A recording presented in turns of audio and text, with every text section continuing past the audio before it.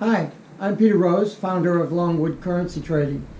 It's a cold November day in 2022, and I wanted to take this opportunity not to be outside this time, have a warm cup of coffee by my wood stove, and talk about when to exit a Forex position. I did a video, just a few videos back, titled How to Profitably Exit a Forex Position. If you've been watching my videos, then you know that there's three key questions that need to be asked in everything that we're doing in trading as well as everything that we're doing in life. What do I need to do or know? How do I do that thing? And when do I do it? So in exiting a position, and a lot of the videos that I've done are on entry analysis, because if you can't get your entry right, you don't have an exit or a profitable one anyway. So, but the point of talking now recently about exiting is because why leave money on the table if you don't need to? Now, I purposely leave money on the table many times because of the when aspect of exiting that position. How you exit the position, you may want to go back and look at that video and watch it. It's only 10 minutes. How to profitably exit a Forex position. Because it talks about the broad view of that third phase of the life cycle of a currency pair. You have entry analysis, position management, and exit methodology. And so it talks about the broad view of how you profitably go about transitioning between position management and into that exit methodology stage and what things you need to be aware of. So it's the what and the how that we talked about in that last one. But this one is more of when, and it's a tactical approach as opposed to a strategic discussion. I have a degree in physics and almost a minor in math, so I try to show you when I'm talking about currency trading that it follows the laws of math, it follows the laws of physics as all things do in nature. Sure, we're dealing with order flow that's commercially oriented, and there's a lot of psychology involved from those folks that are actually executing it not only at the commercial level, but also those of us that are doing the retail trading that are involved in the Forex market. All of that activity, however, can be modeled on different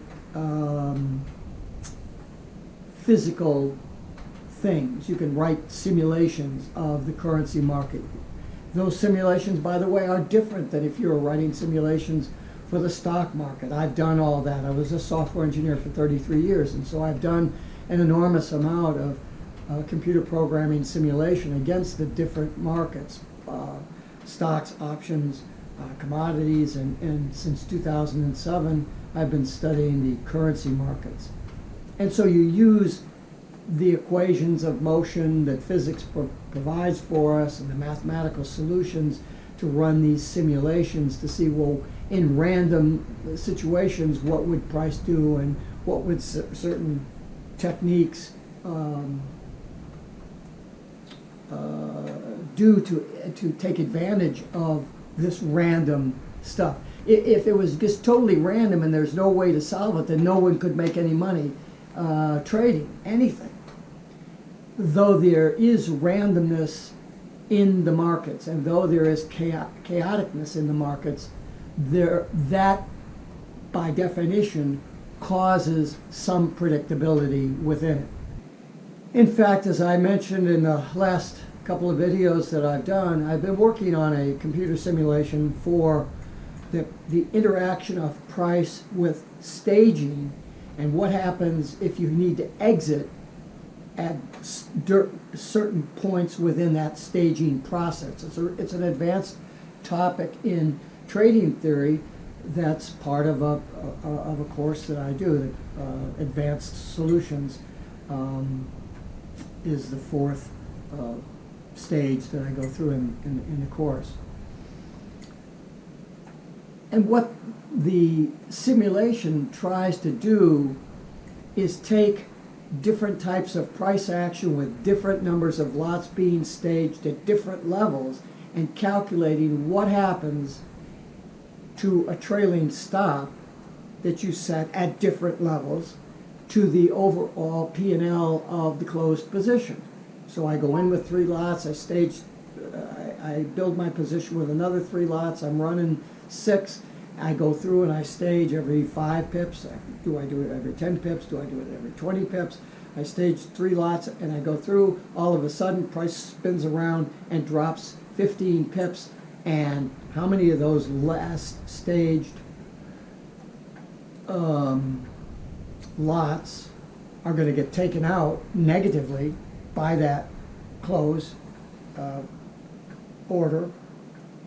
And how many of the existing lots are going to have profitability that is stagnated a little bit by the average price of where all those rest in relationship to the close point? It's a complicated situation. It's interesting because I'm running the simulations now. I haven't run thousands of iterations through, but I have set the basic model up, and it's very interesting how you can do your staging. And yes, you will be negative if it goes against you the first few times in the simulation or in the trading, but after that, there are ways that you can lock in a 0.3 to a 0.5% gain against the risk at any given time, which is variable because you keep adding lots to it, and so you're increasing your risk by each time you add a lot. So if you close the position out and you end up with a dollar value, you divide that dollar value of profit by the total risk that you had, and you come up with a percent gain. And when you're staging, sometimes those percentage gains are pretty small. But look, a 0.5% gain on $1,000, that's going to be $5, right? On a $200,000 account, you may very well be $1,000 on that. So the staging, although you're still getting that same small percentage net profit, okay, because you have more gas on the fire, you're going to get a bigger, you're going to get more heat effect. You're going to get more result from that because you've put more wood on the fire. Just like this wood stove fire that I've got going here. When I sat down here, I put some logs in the fire, and the thing was really ripping. I just took a pause in the video there, and I shut the damper down a little bit because it's getting pretty hot here. So the overall view of what you're supposed to do when you exit a position and how you go about doing that is pretty straightforward. I can teach that. And the results of the simulation would go a lot toward proving that out. The question becomes is, when do you do that? When you have a position that's running in profit, when do you get out? What's the indication to you? And as I've said, I've done, this will be the 5th or 6th video that I've done out of this 260 or so that I have. Maybe it's more than that, probably 8 videos, where I've been talking about exit methodology. And I've mentioned before that your entry analysis is dependent on the momentum that price has when you get ready to enter, from a probabilistic stance as to how long that momentum will continue in order to get to your, will price get to your profit target. And so the profit target is a marker that sets up, if price is only able to get there, it should be able to get there, and it's 20 or 30 pips, it should be able to get there Although if it runs out of gas around that point and it starts to stagger out, I need to exit. When do I do that? If price continues to have momentum and that momentum builds as price moves toward and then beyond the profit target, you wouldn't want to exit at the profit target. That's why the profit target isn't the place that you get out of the trade. It's a marker that you use as a confluence of all the other things that you consider when you're doing your entry analysis, but it isn't where you get out of the trade. Where you get out of the trade is the when component that you build into your trading plan for different scenarios of the price moving beyond the profit target. When do you get out? Do you get, and what methodology do you use to get out? Do you go all out at the profit target? Why would you if price was continuing to move forward? Would you exit part of that position as it hit the profit target? Because, as some people say, it never hurts to ring the cash register. I may or may not be a fan of doing that, simply because it's a function of how many lots that I've staged to get to that profit target point, that if I give up part of those lots, I'm giving up a tremendous amount of money that could continue on and double the value of those lots. If I have 5 lots that I've accumulated up to the profit target, and I decide, well, if I exit with 3, I'll have a lot of money that will justify the trade, and then if those other 2 go against me, I'll lose maybe a little bit there. So in the end, I'll make, X dollars. But those 3 lots that you exit at that profit target point, if they would have been held at $30 a pip, right? Let's say the thing goes 100 pips beyond the profit target. You're giving up $3,000 of profit. So you may not want to do that. But if you continue on the entire amount and you continue to stage and you stage in the wrong way, your average price gets closer to the current price. So that perhaps if you do it wrong, a 5 or 8 pip retraction in the price will take you out, and it'll be a jump ball break even because you get out at the average price. You get a 0 return if you fall below that. So you need to be very careful about this when component, and it's very difficult to work with somebody to get them through that. All I can do is tell you about it, but that doesn't do you any good unless you're able to sit down and really analyze logically your positions in relationship to this when component, which is a time-dependent component on the momentum.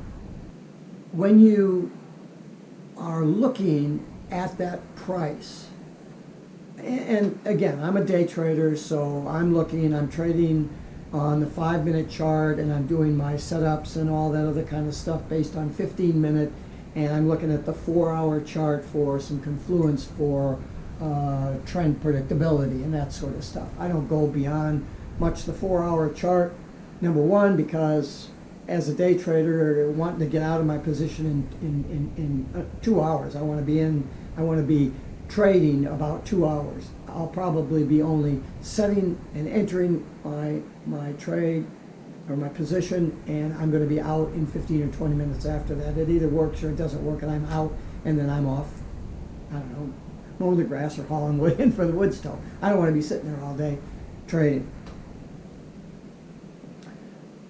So the time when you're going to be execute, and so this is a little bit different than the boundary conditions for when you get out as a day trader on a 5-minute chart are going to be a little bit different than they would be if you were on the daily chart, for example, and you're trading at the closing bar at 5 o'clock. You make your trading decisions whether you're in or out. You're still trailing your stop. So you're not really concerned with the stuff I'm going to be talking about here, because the when component is when the price hits the trailing stop. Your job is to try to figure out where to set the trailing stop. And that's relatively easy to do. And that when component is relatively out of your control, if you're only going to be looking at your charts at the 5 o'clock close daily, or maybe the 4-hour bar candle close or something like that. But as I said, as a day trader, you're watching that momentum of that candle. That candle's going up, or the price action, the price is going up and up and up and up. It's continuing to go up, and that candle size, you're going up a 5-minute candle. Let's say the average ATR is 5 pips. Because you're in a high momentum stage, though, a candle may be 7 or 10 or 12 pips, that 5-minute. And that 15-minute candle may be 15 pips instead of 7. And so you're watching that. All of a sudden you see that 5-minute or 15-minute, the 15-minute candle has been 12 pips, let's say. And now the 15-minute is 7 pips.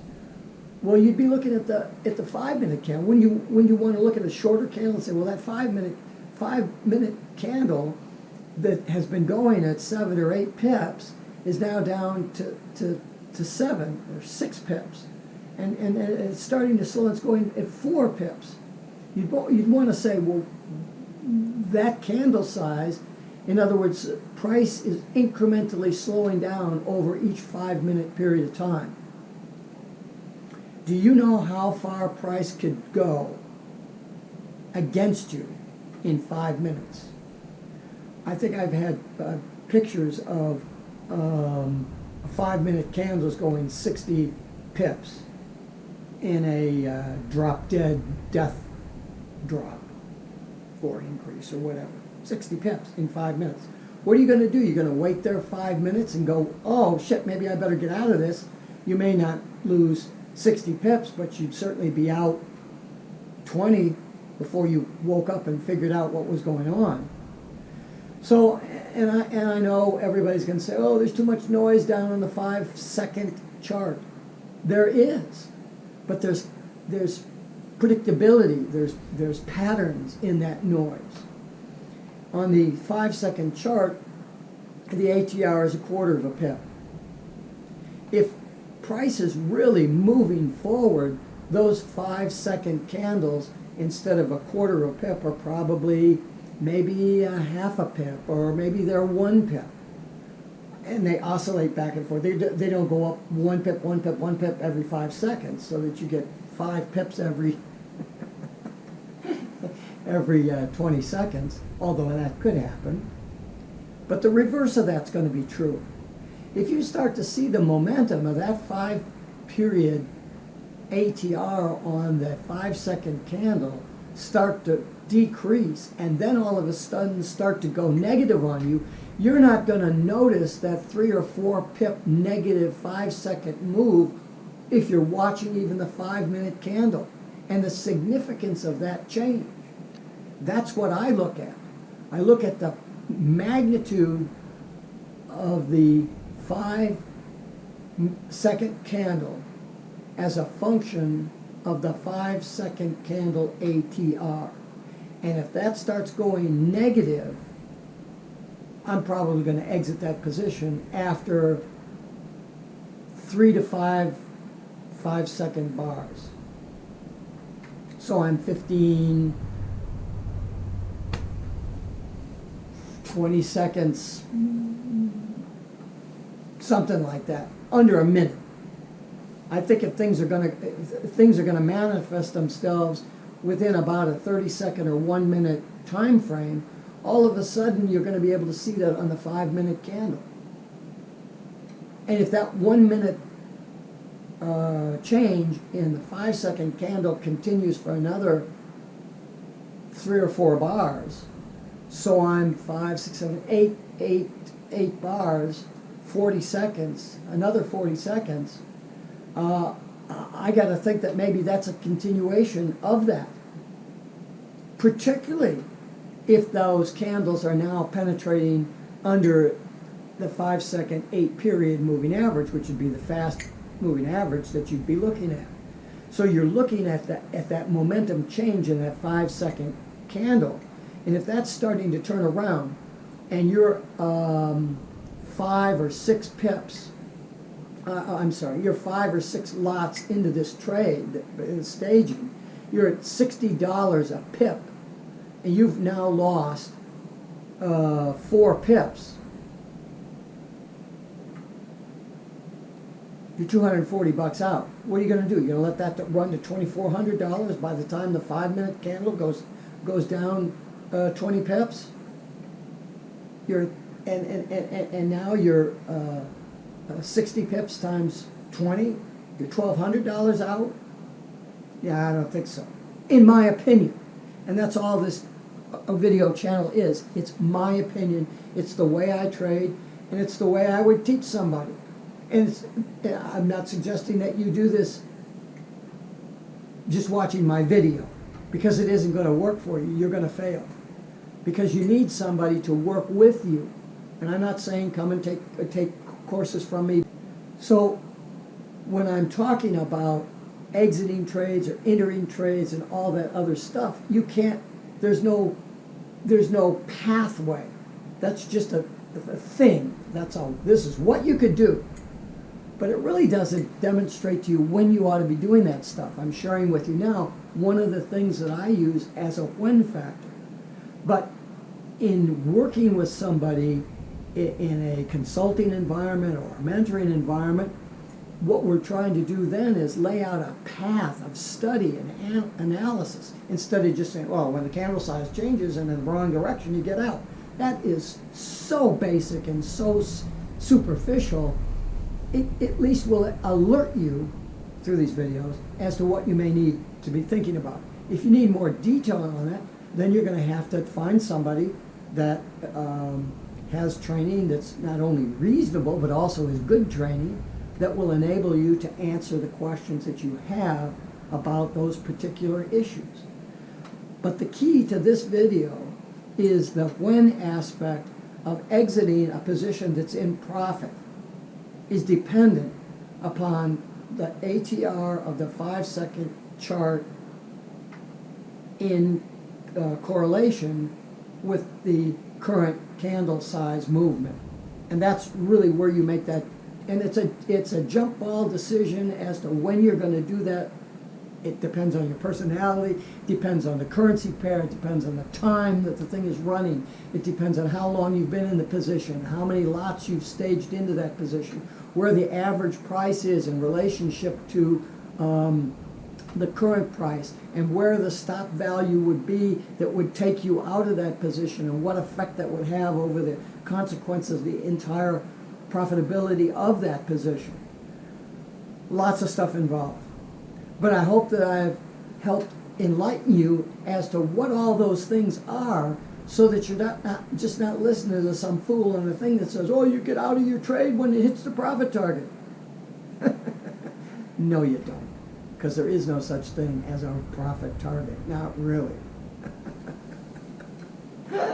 Oh, God. Peter Rose, Longwood Currency Trading. Have a great day and have a great trading day.